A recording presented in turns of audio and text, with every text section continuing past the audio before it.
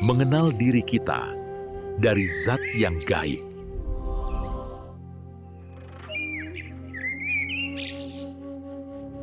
Di ruangan perpustakaan yang hening dan indah, pagi yang cerah menyelimuti perpustakaan Nusantara yang megah.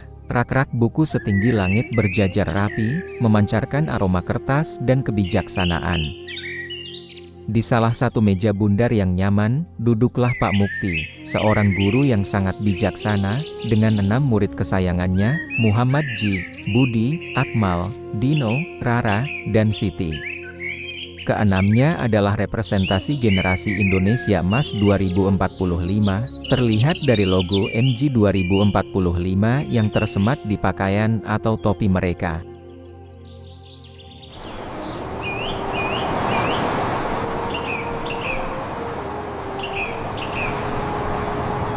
Assalamualaikum, anak-anakku generasi emas, sapa Pak Mukti dengan senyum hangat. Waalaikumsalam, Pak Mukti, jawab mereka, penuh semangat. Hari ini, kita akan membahas sesuatu yang sangat mendalam dan akan membuka cakrawala pemikiran kalian tentang 3 tingkat alam hidup manusia. Mulai Pak Mukti, menatap satu persatu muridnya, siap mendengarkan? Siap, Pak, sahut Dino.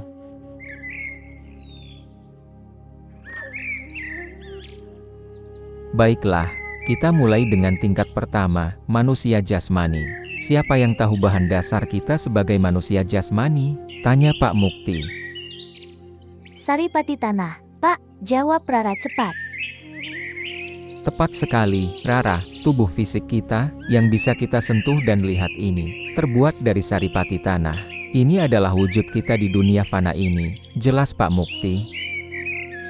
Lalu, ada tingkat kedua, manusia gaib, atau yang sering kita sebut bangsa jin. Ada yang tahu bahan dasar mereka? Muhammad Ji mengangkat tangan. Dari partikel cahaya, Pak.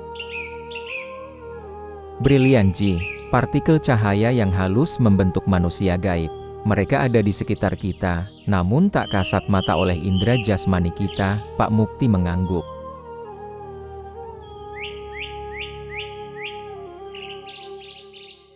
Dan yang terakhir, tingkat ketiga yang paling tinggi dan abstrak, manusia gaibul gaib, atau bangsa malaikat.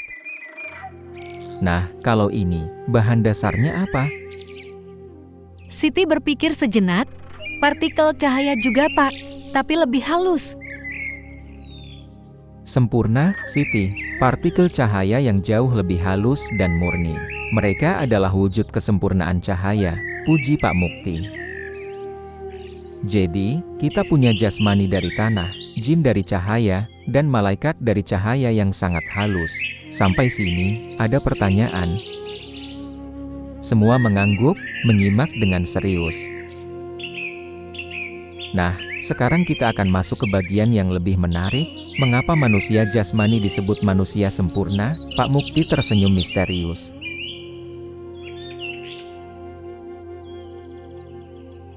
Karena kita, manusia jasmani, adalah gabungan dari 4 unsur utama. 4 unsur, Pak? Tanya Akmal penasaran. Betul Akmal, yang pertama, tentu saja, jasmani kita, dari saripati tanah. Pak Mukti menunjuk ke tubuhnya sendiri. Yang kedua, kita punya rohani, yang meliputi sukma, nyawa, dan jiwa. Ini adalah yang kita sebut rasa insani. Dan bahan dasarnya adalah partikel cahaya. Budi mencatat dengan rapi. Jadi, kita punya cahaya di dalam diri kita juga, Pak. Persis Budi, cahaya itu adalah esensi kehidupan kita. Yang ketiga, kita memiliki kesadaran, atau yang kita kenal sebagai ego atau rasa aku duniawi. Ini juga bahan dasarnya partikel cahaya. Dan yang keempat, yang paling istimewa, kita memiliki malaikat pribadi atau individu, yang bahan dasarnya partikel cahaya yang lebih halus lagi. Jelas Pak Mukti.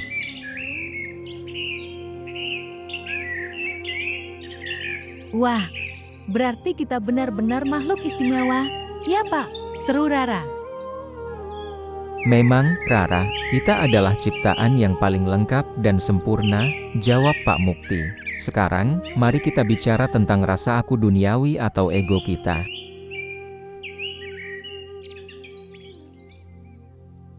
Pak Mukti menunjuk ke arah tumpukan buku di depannya. Misalnya, penulis pada usia 45 tahun, ia telah berhasil memiliki kolbu paripurna. Ini adalah kondisi hati yang sempurna, yang memungkinkannya mencapai tingkatan spiritual yang luar biasa. Dengan kolbu paripurna ini, semua bagian tubuh jasmani penulis bisa berkata-kata atau bahkan menjelma menjadi manusia-manusia gaib. Mata murid-murid terbelalak. Menjelma jadi manusia gaib, Pak? Tanya Ji tak percaya.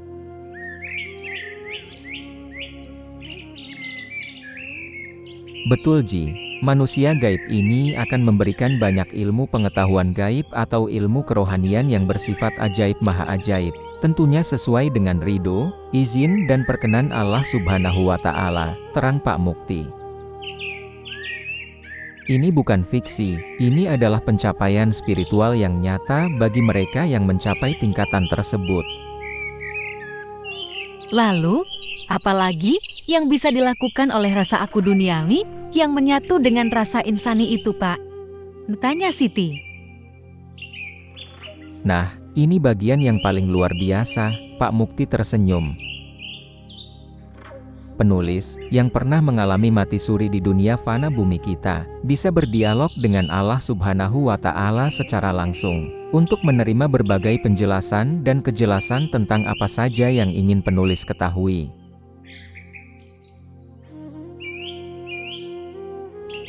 Semua terdiam, meresapi keajaiban yang diceritakan Pak Mukti. Tidak hanya itu, lanjut Pak Mukti. Ia juga bisa berdialog dengan saudara-saudara gaib yang menjadi kodrat hidup dan alat perlengkapan hidupnya.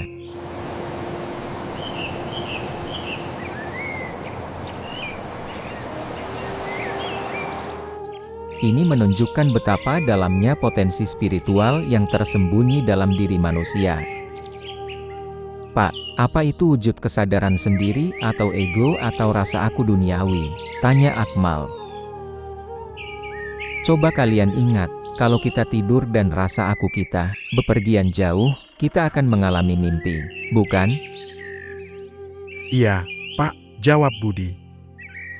Nah, itu adalah salah satu manifestasi rasa aku kita yang berkelana. Lalu, kalau jasmani kita meninggal dunia, rasa aku ini akan menjadi arwah.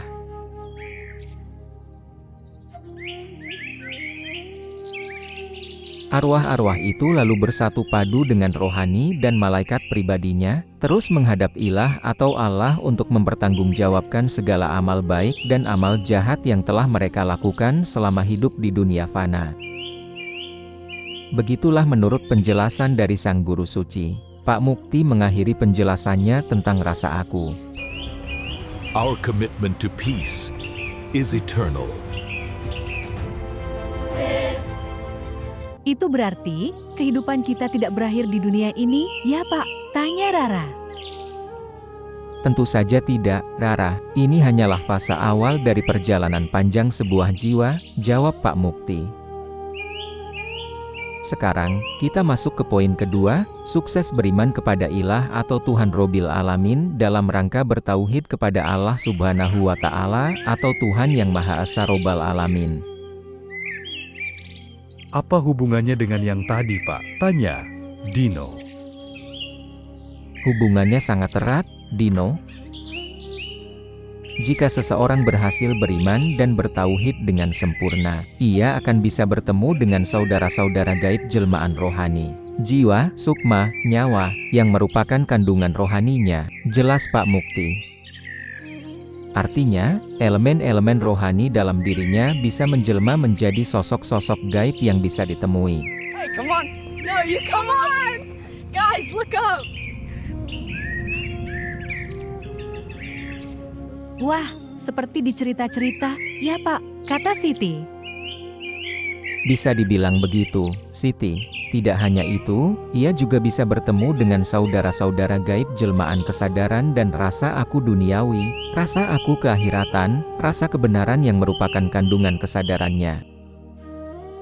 Dan bahkan, saudara-saudara abstrak atau gaibul gaib jelmaan hak hidup dan rasa insani kefanaan, rasa insani keakhiratan, rasa insani kemalaikatan yang merupakan kandungan hak hidupnya, terang Pak Mukti. Semua ini adalah dimensi-dimensi yang akan terbuka bagi mereka yang mencapai tingkat keimanan tertentu. Jadi, kita bisa bertemu dengan diri kita yang lain, tanya Ji.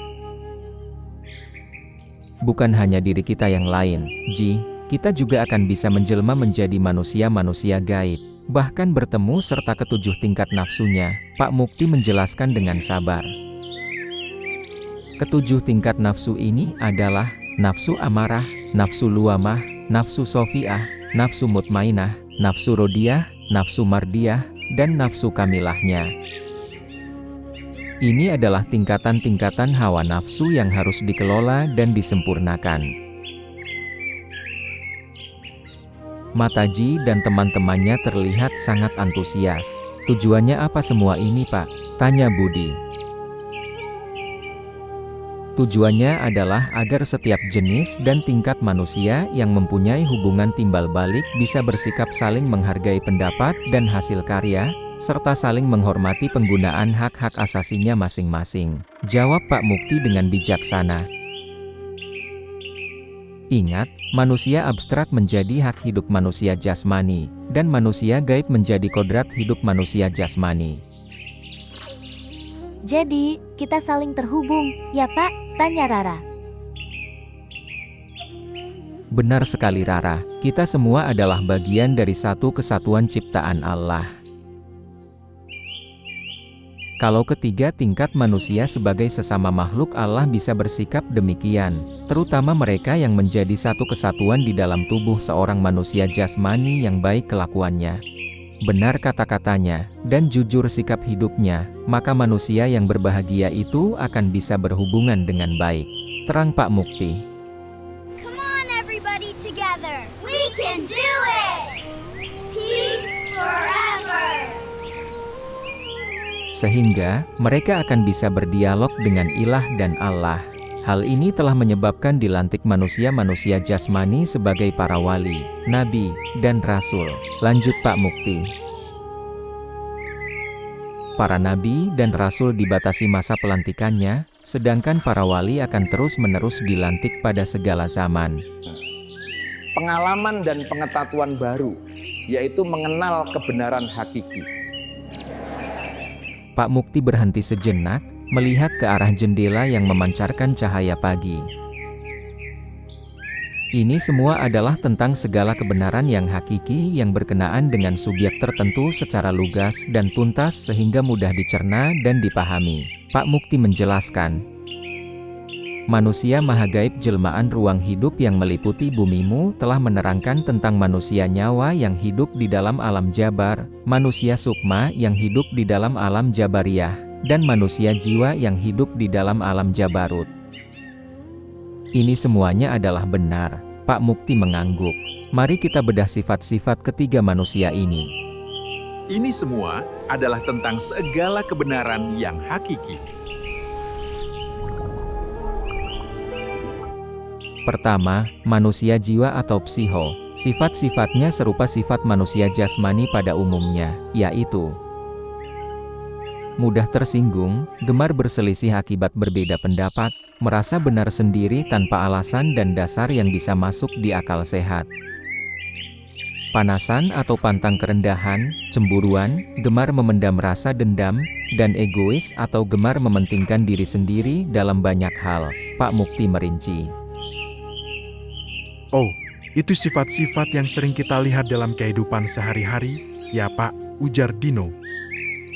Betul Dino, itu adalah sifat-sifat dasar dari jiwa kita yang belum terkendali, jawab Pak Mukti. Lalu, yang kedua adalah manusia sukma atau soul. Ini memiliki sifat-sifat serupa umat beragama yang takwa, mereka memiliki rasa sosial yang tinggi. menganggap sesama makhluk yang sama wujud dan bentuknya sebagai saudara. Yang seagama dianggap sebagai saudara kandung, yang berbeda agama akan dianggap sebagai saudara sepupu, dan golongan aliran kepercayaan akan dianggap sebagai kaum kerabat dekat. Lalu, bagaimana dengan yang tidak sependapat, Pak? Tanya Akmal. Sedangkan mereka yang kafir dan jahat akan dianggap sebagai lawan atau bidang garapan yang harus diperbaiki, kalau tidak bersikap memusuhi. Manusia sukma atau soul juga memiliki sifat-sifat istimewa lainnya, yakni pemaaf, murah senyum, murah hati, mudah bersahabat, dan akan selalu berusaha takwa kepada ilah, bertauhid kepada Gusti Allah setulus hati melalui ajaran agama yang dianutnya. Jelas Pak Mukti? Itu adalah sifat-sifat yang mulia, Pak, kata Siti penuh kagum. Memang, Siti, dan yang terakhir, yang paling tinggi, adalah manusia nyawa atau naus. Ini memiliki sifat-sifat serupa para ilmuwan dan filsuf serta budayawan yang bersikap religius, yaitu cinta pada segala kebenaran yang hakiki, atas dasar daya analisa, daya urai, daya cerna, daya simpul, daya pengembangan, dan seterusnya. Pak Mukti menjelaskan. Jadi, apa-apa yang dikatakannya itu bukan atas dasar pengalaman orang lain atau kata orang, melainkan harus diri sendiri ikut menghayatinya sesuai dengan kemampuan dan kemungkinan yang didasarkan pada situasi dan kondisi,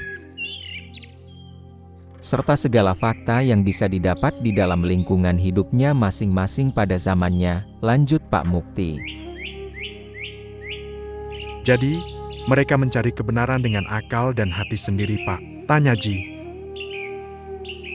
Tepat sekali, Ji. Mereka tidak hanya menerima, tetapi juga meneliti dan memahami secara mendalam. Pak Mukti mengacungkan jempol. Dan inilah kuncinya, anak-anakku. Karena engkau cakap meredam sifat-sifat jiwamu, kemudian cakap mengembangkan sifat-sifat sukma dan nyawamu, maka sifat-sifat jiwamu menjadi mulia berkat mengikuti dengan tulus ikhlas terhadap sifat-sifat sukma dan nyawamu itu sebagai sesama kodrat hidup. Setelah engkau bisa bertemu dengan sang guru sucimu, maka segala kebenaran akan terbuka. Pak Mukti, apakah sang guru suci itu bisa kita temui?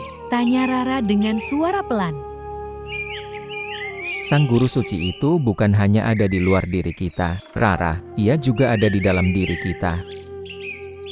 Ketika kita mampu menata jiwa, sukma, dan nyawa kita, maka kita akan bertemu dengan sang guru suci, yaitu penjelmaan hati nurani kita sendiri. Jawab Pak Mukti, mengakhiri pelajaran hari itu dengan senyuman penuh makna. We did it! Peace forever! Murid-murid terdiam sejenak, meresapi setiap kata yang diucapkan Pak Mukti. Mereka tahu, pelajaran hari ini telah membuka pandangan baru tentang siapa mereka sebenarnya dan potensi luar biasa yang tersembunyi dalam diri setiap manusia. We are from MGIE Production. We are building this monument, perdamaian kekal abadi. Terima kasih Pak Mukti, kata Muhammad Ji, mewakili teman-temannya. Kami jadi lebih mengerti tentang diri kami dan alam semesta ini. Sama-sama, anak-anakku, semoga ilmu ini bermanfaat bagi perjalanan generasi Indonesia Emas 2045 kalian, balas Pak Mukti. Harus terus belajar dan berbagi ilmu. Setuju, pengetahuan itu akan lebih bermanfaat jika dibagikan. Benar, dan jangan lupa untuk selalu berbuat baik. Hey, did you see that? Wow, that's amazing! Oh, I can't believe it. Tunggu kisah MG berikutnya.